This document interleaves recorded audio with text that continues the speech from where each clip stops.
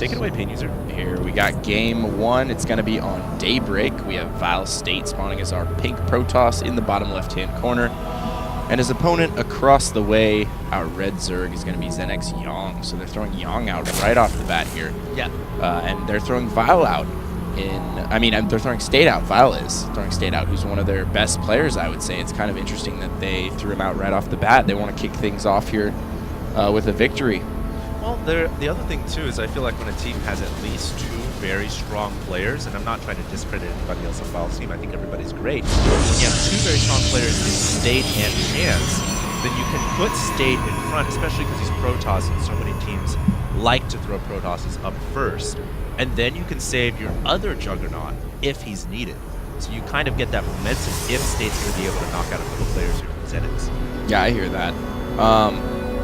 Yeah, definitely. You know, what would go through your mind as a coach if you were trying to determine which player you wanted to send out first? You'd probably want to send out one of your all-around best players, right? You'd want to take a look at the stats, find out who has the best all-around percentages in all their matchups, who's just a very solid player, macro player, probably capable of dealing with a lot of different styles. And for them, you know, I would say that's probably State. He's just a really solid macro Protoss, phenomenal player, so he's perfect for the job.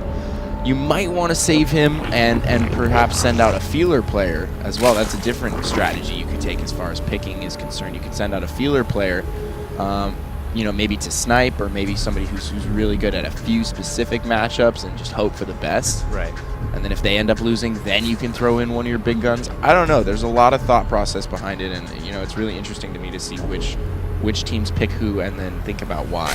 Well, certainly will be interesting to see how these 2 guys go at it. Yong, we've seen a couple of games of him before in the first Team Arena, I believe, and several other exhibition games. He's quite talented for ZeNEX, and we'll have to see how this is going to go down. The scouting probe chain user has already made its way inside the Zerg main here, and of course it's very important for Protoss to send that early scout out just to see is the Zerg going to get that early gas, which in this case Yong is. And he's going to be able to tell, hey, if there's an earlier gas here, well, I might want to be a little bit more careful at my front door. And in fact, State is not opting to go with the Forge Fast expand on this map. Yeah, I mean, we almost always see people go for some sort of a 1-gate FE or just Forge FE right off the bat. And it looks like he's just going to go ahead and do some sort of a 3-gate, potentially a 1-gate Sentry expand. He does have some double gas already after the second gate will go down, so that's still an option. But another unlikely option to paint users, maybe fast Stargate here off of 1 base. Not too common though. I would be inclined to agree here that we're probably going to see 1-gate Sentry expand. Exactly. I mean, it's pretty rare. Sometimes though, there was a small phase where Protoss players were getting the double gas right away, going 1 gate, and then they were dropping the Stargate almost at the same time as they dropped the Nexus in their natural. So they were like expanding and teching to Stargate at the same time. And that just got the Void Ray over on the other side of the map much earlier, and it seemed to be very effective. But the Void Ray is great. You can pop off all those scouting points. Yeah, it's really nice. It clears a lot of Overlords off the map. It brings back some of your map dominance. It's always nice to get a Void Ray out on the field. It's so mobile. It sets the game up for you in the mid-game, I feel, in a really good way, because it gives you the option of pressure. The Zerg's worried a little bit. You can snipe a lot of Overlords. You could potentially get a Queen or 2, maybe a few free drones if you manage. And, oftentimes it works out. Sometimes you will see players make pretty big mistakes, though. A lot of Zerglings here. Lose two Overlords. Yeah, there are quite a few Zerglings, actually. Yeah, this is actually kind of interesting. Didn't mean to interrupt your Is he going to go for the deny on the natural, do you think? I think so. I think a lot of Zergs, not a lot, but some have been doing this strategy where if the Protoss does the 1-gate expand, or in this case, 3-gate expand, what they're going to try to do is interrupt and deny that Nexus as it's coming down. But you do need a lot of Zerglings, and it is a commitment. You really have to either do a lot of damage to the sentries and whittle it down, or deny the Nexus. Otherwise, consider all the Zerglings on the map. They're not drones. So we'll see if Yong's going to be able to pull this off or not. And it's important to note here is I don't think State saw the Zerglings. All he sees are the 4 at his natural right now, so he has no idea this is coming. And he's going to get baited to move out just a little bit. Great force field from State, though. Excellent control. He's going to force all of those wings around the back of the Nexus there. They may get this pylon. That's okay, though. State was just starting to build his secure wall at the natural, and he's just going to extend that a little bit further towards the Nexus. And I love the 3-gate expand here from State. It's just such a safe build, and I feel like the 3-gate expand really just opens you up a lot more to be able to defend those kind of early game all-ins with roaches and things. It's so much harder to defend those if you do some sort of a forge FE. I mean, countless games I've seen Protoss players lose where they don't 3-gate FE. And they try and forge fast expand, and they just immediately lose to a player like Enoch or a player like Nesty, who's willing to commit a lot of forces early on in the game, and they're just not hesitant. They'll just straight up kill you and end the game right there. And you'd have to consider here, if State had gone with the 1-gate expand, I actually don't think he would have had enough forces at the front to keep off that. So the fact that he did go for 3-gate expand allowed him to shut down this early harass from Yong. And now Yong really isn't as far ahead in economy as you'd like to see from this young player, especially since State didn't forge fast expand. You'd expect Yong to be around 50 drones by now, and he's not. So advantage here to State to start things off. Yeah, I would tend to agree with that. Yong has gone up to 4 gas here very early on, though, and I'm really interested to see what he's going to go after, and it looks like it's going to be Hydras. That's very, very rare. Yeah. I mean, we're almost for sure. Yeah, we're almost for sure here going to see some sort of a quick Nidus play. Could be a drop as well. Out of Yong, a quick drop or some sort of timing approach. Could be just using them defensively. That's even more rare than seeing Nidus or a quick drop or something along those lines. We'll just have to see what he decides to go with here. But he's been cutting drones for quite some time. He has 1.2k minerals, 600 gas saved up. It all goes into Hydras. There's 11 Hydras and range at the exact same time, and no Nidus yet, and no Overlord speed or drop, so I think it's just going to be a standard good old textbook Hydra push. But oh, there's the Nidus one. This is what I thought was coming initially. There it is. Yeah, you're right. So let's see where that Nidus is. Now, does the scout Phoenix? Oh god, State knows exactly what's coming. He does. He saw the Hydras at the front door, but did he see the Nidus? I don't believe so. You can check his vision.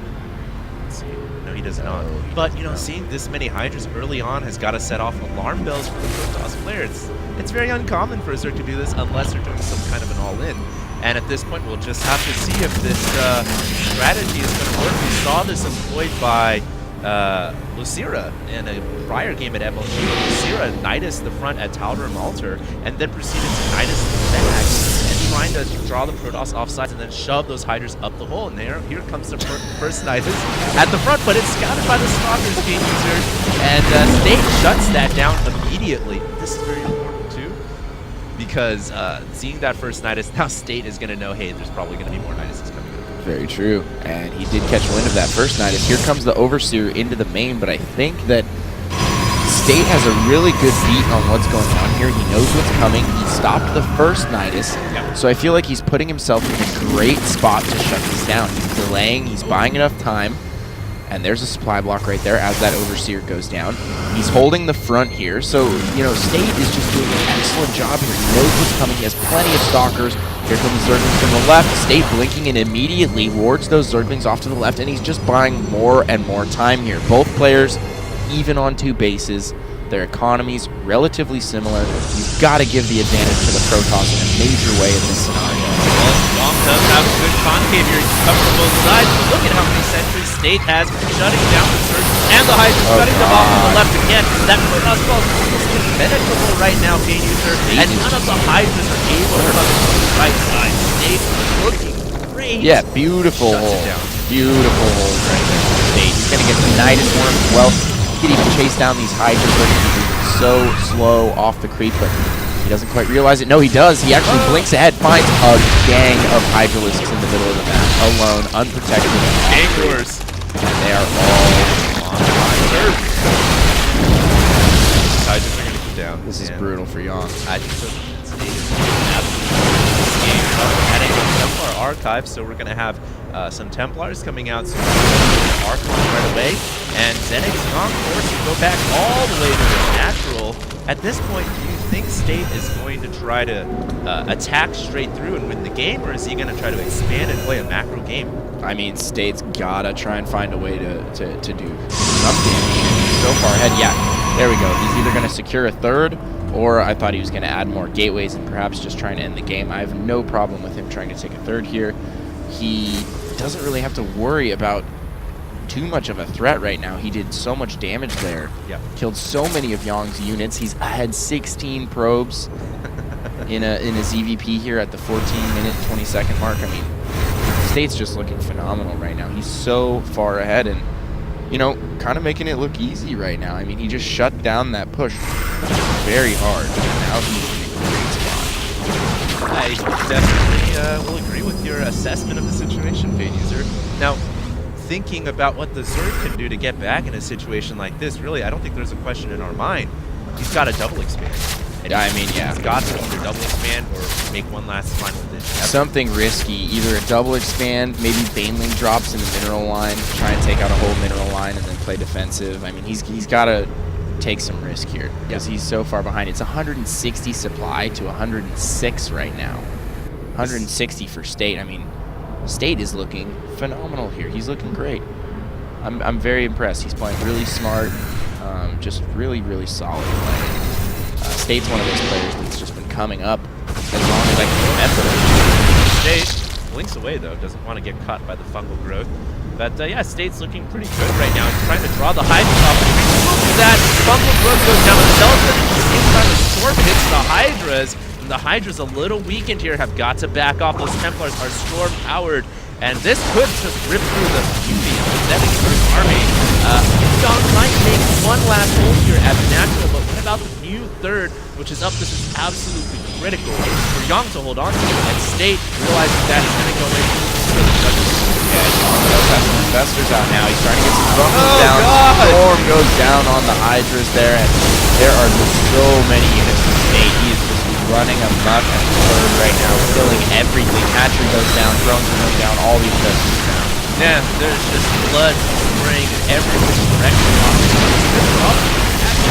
And Yong calls GG. So Vile taking the first win in this best of 9 in the grand finals.